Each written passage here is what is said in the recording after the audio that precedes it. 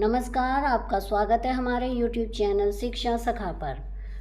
आज मैं आपके लिए लेकर आई हूँ कक्षा 9 की संस्कृत की पाठ्य पुस्तक शेमुषी का पाठ 7। पाठ का नाम है सिक्ता सेतु। इस वीडियो में हम इस पाठ के शब्दार्थ, सरलार्थ, प्रश्न अभ्यास और बहुविकल्पीय प्रश्न उत्तर करेंगे। पिछली वीडियो में मैंने आपको पाठ 6 लोह तुला पाठ के शब्दार्थ, अनुवाद, प्रश्न अभ्यास और बहुविकल्पीय प्रश्न उत्तर करवाए थे। अगर आप मेरे चैनल पर नए हैं और अभी तक आपने मेरे चैनल को सब्सक्राइब नहीं किया है तो प्लीज़ मेरे चैनल को सब्सक्राइब कर लें और बेल आइकन को ज़रूर दबाएं। मैंने अपने चैनल की प्लेलिस्ट में सब्जेक्ट वाइज लिस्ट डाली हुई है। आप जिस भी सब्जेक्ट के लेसन को देखना चाहते हैं मेरे चैनल की प्लेलिस्ट में जाकर उसे देख सकते हैं। तो चलिए शुरुआत करते हैं। सप्तम पाठ है सिक्ता सेतु। यहाँ पर ये पाठ दिया गया है। अगर आप इसे पढ़ना चाहते हैं तो वीडियो को रोककर पढ़ सकते हैं।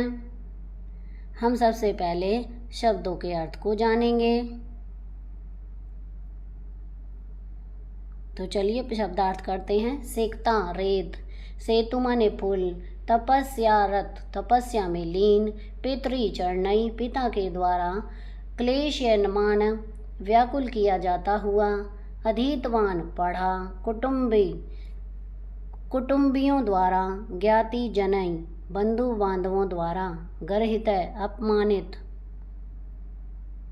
निश्वसस्य लंबी सांस छोड़कर, दुर्बुद्धि दुष्ट बुद्धि वाला, परिधानई कपड़ों से, मार्ग भ्रांतः राह से भटका हुआ, उपैति जाता है, तपश्चर्याय तपस्या के द्वारा, जलोच्छलन ध्वनि पानी के उछलने की आवाज़, कलोलो च छलन तरंगों के उछलने की आवाज़, कुर्वाणम करते हुए, सहासम हंसते हुए, सोत्प्रासम खिल्ली उड़ाते हुए, साट्ट हासम जोर से हंसकर, अट्टम अटारी को, अधिरोणुम चढ़ने के लिए, आंजनेयम अंजनी पुत्र हनुमान को, सविमर्शम सोच विचार कर, सवैल लक्ष्यम लज्जापूर्वक, वैदुष्यम विद्वता, उन्मीलितम खोल दी।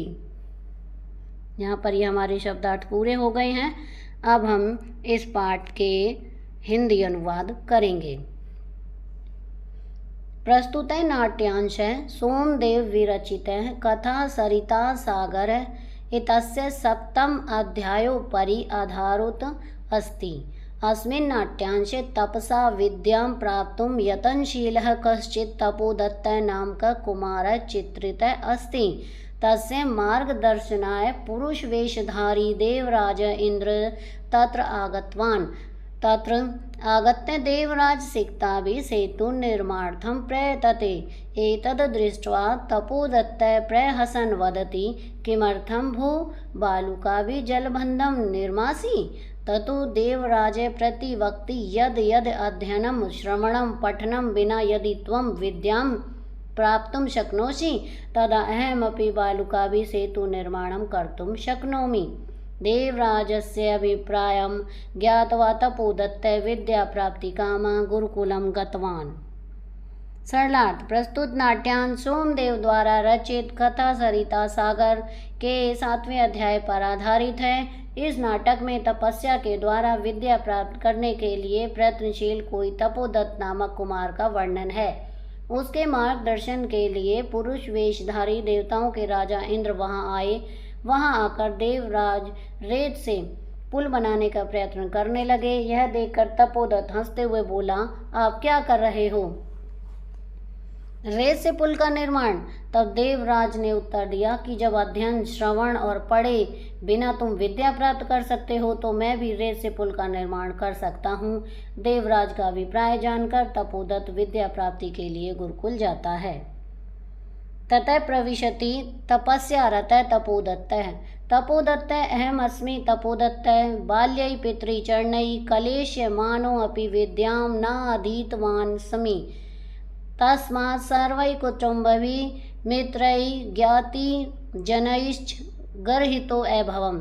ऊर्ध्वं निश्वसस्य हा विधे किमिदं मया कृतं कीदृशी दुर्बुद्धिः आसीत् तदा एतदपि न चिन्तितं यत्।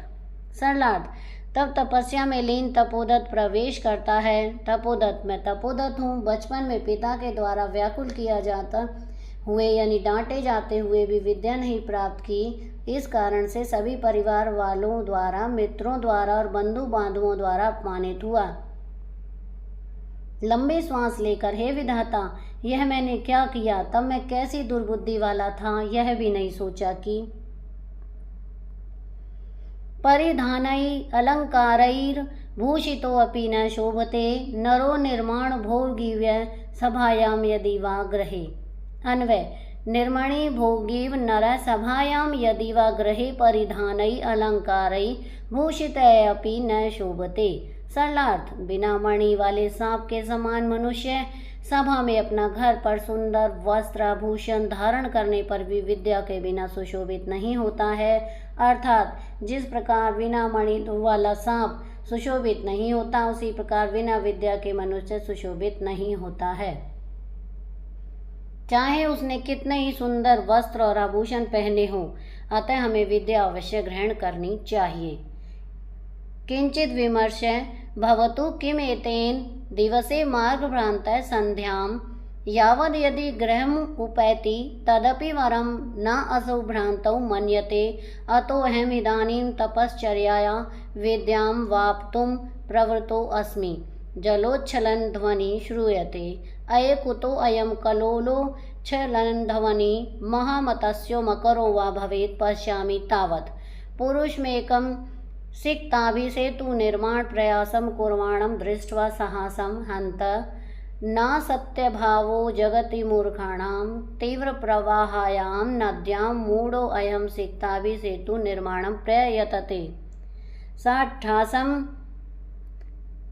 पाशरम् उपत्ये।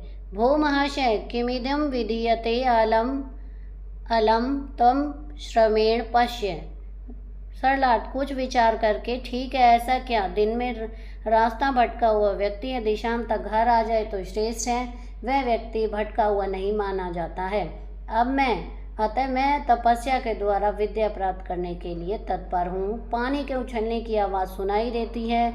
अरे, तरंगों के उछलने की आवाज़ कहाँ से आ रही है? बड़ी मछली या मगरमच्छ होगा तो मैं देखता हूँ। एक पुरुष को रेत से पुल बनाने का प्रयास करते हुए देखकर हंसते हुए कहता है, हाय, संसार में मूर्खों की कमी नहीं है। तेज बहाव वाली नदी में यह मूर्ख रेत से पुल बनाने का प्रयास कर रहा है। जोर से हंसता हुआ पास जाकर, हे महाशय, यह क्या किया जा रहा है? तुम्हारा परिश्रम बंद करो, देखो। रामो बबंध यम सेतुम शिलाभिर्मकरा लय विदधद बालुकाभिसितम यासितवम इति राम ताम। अन्वय, रामा मकरालय यम सेतुम शिलाभि बबंधम तम बालुकाभि विद्वत्वम अतिरामताम यासी। सरलार्थ, राम ने समुद्र में जिस पुल को शिलाओं के द्वारा बांधा, वैसा ही पुल तुम रेत से बनाते हुए राम से भी श्रेष्ठ बनने की कोशिश कर रहे हो। चिंतय तावत् सिक्ताभि क्वचित् सेतु कर्तुं युज्यते पुरुषः भो सत्पस्विने कथं माम अवरोधं करोषि? प्रयत्नेन किं न सिद्धं भवति? का आवश्यकता शिलानां? सिक्ताभिरेव सेतुं करिष्यामि स्वसंकल्प दृढ़तया। तपोदत्त, आश्चर्यं किं सिक्ताभिरेव सेतुं करिष्यसि? सिक्ता जल प्रवाहे स्थानयन्ति किं भवता चिन्तिं न वा? पुरुष, सोत्प्रासं चिन्तितं सम्यक् चिन्तितं नाहं सोपान सहायतायाम् अधिक्रोढुं विश्वसेमि समुत्प्लुत एव गन्तुं शमो अस्मि। तपोदत्त, स्वंगव्यं साधु साधु आंजनेयं व्यतिक्रांसि पुरुषः स विमर्शम् कोऽत्र संदेह किंचित। सरलार्थ, जरा सोचो, रेत के द्वारा कभी पुल बनाया जा सकता है? पुरुष, हे तपस्वी, मुझे क्यों रोक रहे हो? प्रयास करने से क्या नहीं सिद्ध हो सकता? पत्थरों की क्या आवश्यकता है? अपने दृढ़ संकल्प से ही मैं रेत से पुल का निर्माण करूंगा। तपोदत्त, आश्चर्य है, क्या रेत से भी पुल का निर्माण करोगे? रेत जल के बहाव में कैसे रुकेगी? आपने यह विचार किया या नहीं? पुरुष, खिल्ली उड़ाते हुए सोचा, अच्छी प्रकार से सोचा। मैं सीढ़ियों की सहायता से ऊपर चढ़ने में विश्वास नहीं करता हूँ। छलांग लगाकर जाने में मैं समर्थ हूँ।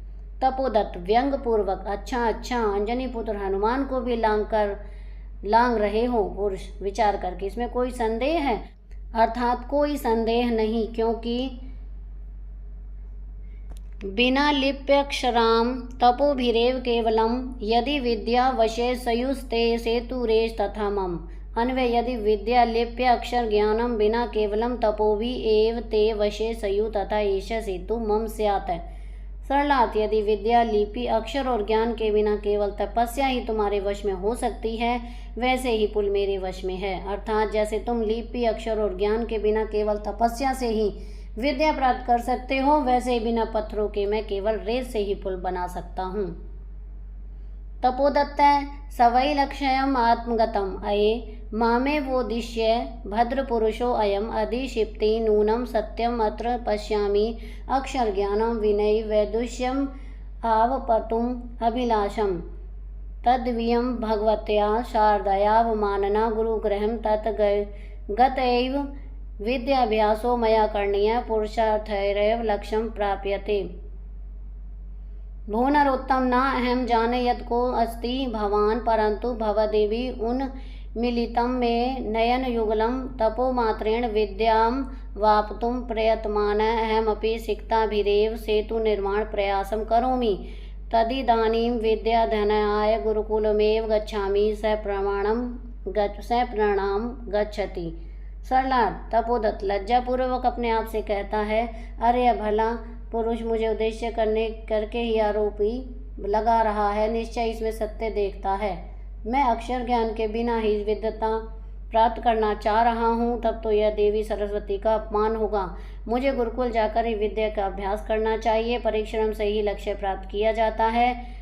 प्रकट रूप में कहता है, हे पुरुष श्रेष्ठ, मैं यह नहीं जानता कि आप कौन हैं, परंतु आपने मेरी दोनों आंखें खोल दी हैं। तपस्या मात्र से विद्या प्राप्त करने का प्रयत्न कर रहा हूँ। मैं भी रेत से पुल बनाने का प्रयास कर रहा हूँ। अर्थात तपस्या से विद्या प्राप्त करना रेत से पुल बनाने के ही समान है। अब मैं बिना विद्या अध्ययन के गुरुकुल ही जा रहा हूँ, प्रणाम करके जाता है। अब हम इसके प्रश्न अभ्यास करेंगे।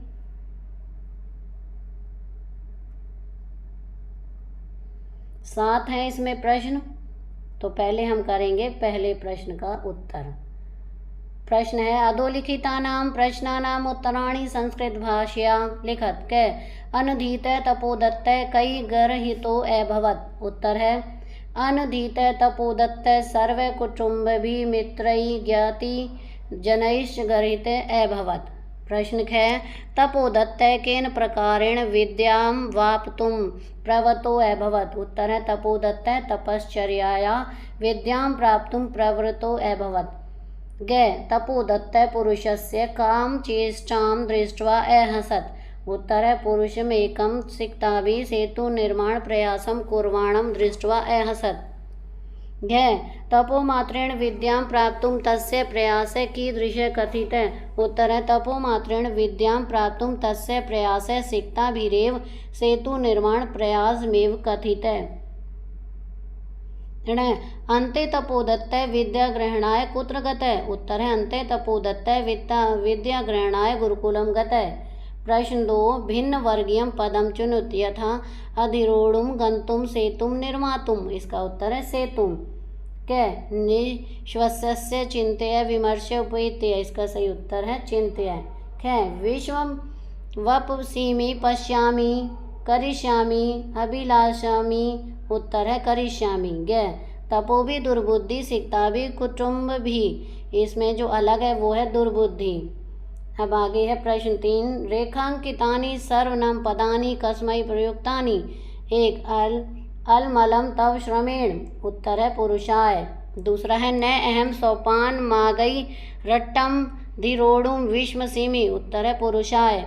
3, चिंतितम भवता नैव। उत्तर है पुरुषाय। नंबर 4, गुरुगृहं गतवै विद्याभ्यासो मया करणीय। उत्तर है तपोदत्ताय। प्रश्न 5, भवदेवी उन्मीलितं मे नयन युगलम। उत्तर है तपोदत्ताय।